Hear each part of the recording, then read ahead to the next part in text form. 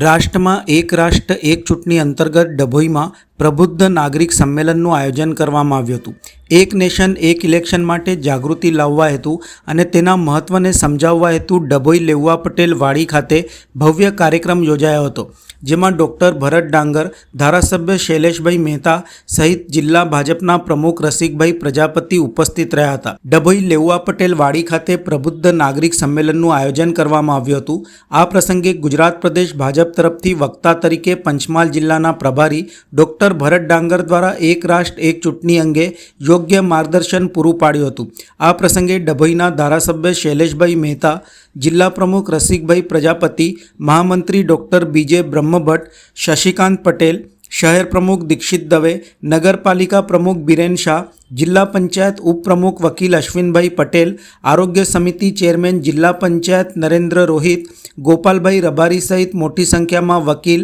વડીલો, મહિલાઓ અને ડભોઈના નાગરિકો ઉપસ્થિત રહ્યા હતા. ડભોઈ ખાતે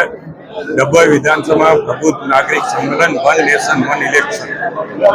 અને એમાં મુખ્ય વક્તા તરીકે વડોદરાના પૂર્વ મેયર ડૉક્ટર ભરતભાઈ ડાંગર સાથે જ વડોદરા જિલ્લાના અમારા પ્રમુખ રસિકભાઈ પ્રજાપતિ અને અહીંયાના ભારતીય જનતા પક્ષના તમામ આગેવાનો પણ ઉપસ્થિત રહ્યા હતા. ડૉક્ટર એસોસિએશન, વકીલ એસોસિએશન અને વેપારી મંડળના આગેવાનો સાથે ભારતીય જનતા પક્ષના આગેવાનો, કાર્યકરો પણ ઉપસ્થિત રહ્યા અને ભરતભાઈ ડાંગરે વિસ્તૃત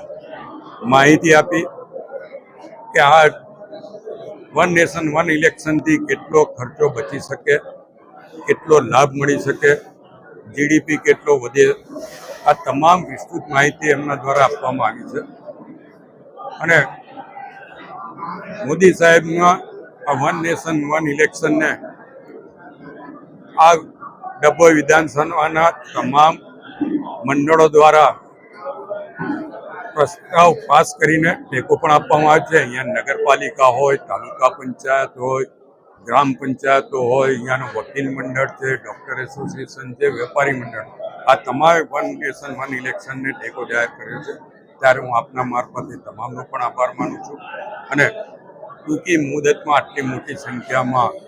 આગેવાનો, કાર્યકરો ઉપસ્થિત રહ્યા એ તમામને અભિનંદન